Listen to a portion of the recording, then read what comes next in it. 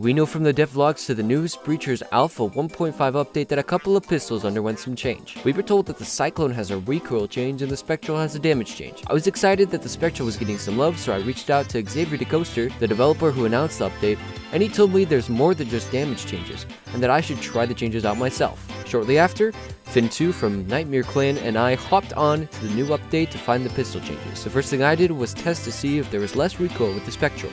I was pleasantly surprised.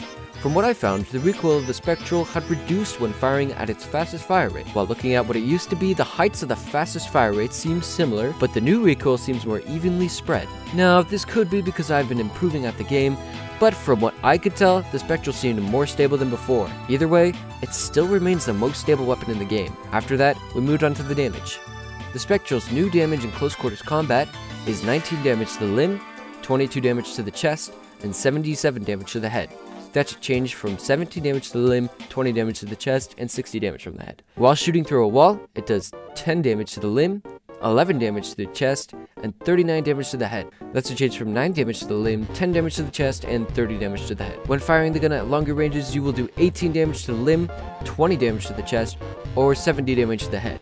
In other words, you lose about 10% of your damage at long ranges with the Spectral. Quick disclaimer, we did technically get the same limb damage at range, but I'm assuming it was because we were at the minimum range to have a damage drop. And when Finn2 stuck his arm out, it then became close enough to deal normal damage. However, we do know that the Jesper and Cyclone lose 1 damage at range, so I feel that it's safe to say that the Spectral follows suit. We then tested the recoil of the Cyclone and double checked that the suppressor does not affect the recoil, which it still doesn't. The recoil of the Cyclone has increased a noticeable amount. When comparing the old recoil pattern with the new, we see that the recoil pattern stayed the same, while the overall bullet spread, both vertically and horizontally, has increased. Overall, in my opinion, the Spectral and Cyclone changes were well needed. The increased damage to the Spectral brings its viability up. While it still takes 5 body shots to kill someone, 3 of those shots can hit a limb and still kill your enemy, unlike the Jesper, which requires all 5 shots to hit the chest. But we can't pass up the fact that the headshot damage has increased by a whole 17 points.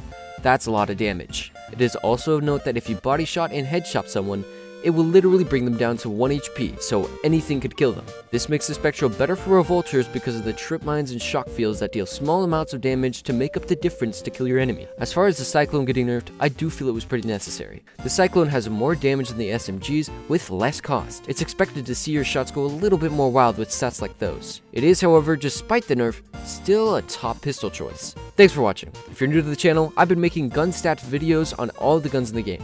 As of this update, I just finished my Omen video and invite you to check it out along with the other pistol videos.